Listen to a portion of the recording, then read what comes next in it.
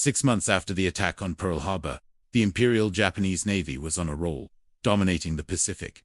They set their sights on a tiny, remote atoll called Midway, aiming to lure the remaining American carriers into a decisive battle and crush them for good. The Japanese plan was complex, involving multiple fleets converging from different directions. They had more ships, more planes, and more experienced pilots. On paper, it looked like an easy win for them. But the Americans had a secret weapon. Codebreakers. Station Hypo in Hawaii had partially cracked the Japanese naval code, JN-25. They picked up chatter about an upcoming major operation targeting a location codenamed AF. The American commanders suspected AF was Midway. To confirm it, they cleverly had the Midway garrison send out an unencrypted message claiming their water purification system was broken. Soon after, American intelligence intercepted a Japanese message stating that AF was short on fresh water. The trap was set. Admiral Chester Nimitz, commander of the U.S. Pacific Fleet, knew he was outgunned. He had just 3 aircraft carriers, the Yorktown Enterprise, and Hornet against Japan's 4, led by the very same fleet that had attacked Pearl Harbor. The Yorktown was heavily damaged from the Battle of the Coral Sea, and was patched up in just 72 hours, a repair job that should have taken months.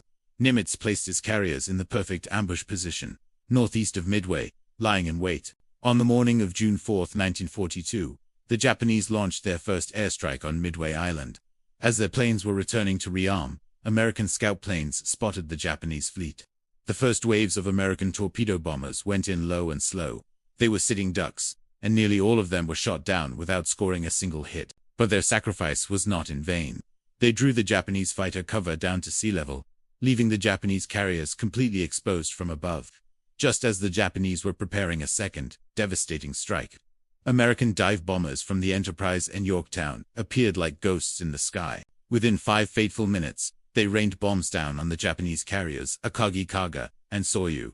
All 3 were turned into blazing infernos. Later that day, the last Japanese carrier, the Hiryu, was also found and sunk. In a single day, the tide of the war in the Pacific had turned. Japan lost its 4 best carriers and over 250 aircraft, along with its most experienced pilots' losses, from which they would never recover. The Battle of Midway was an incredible, almost miraculous victory that changed the course of World War II. Thanks for watching.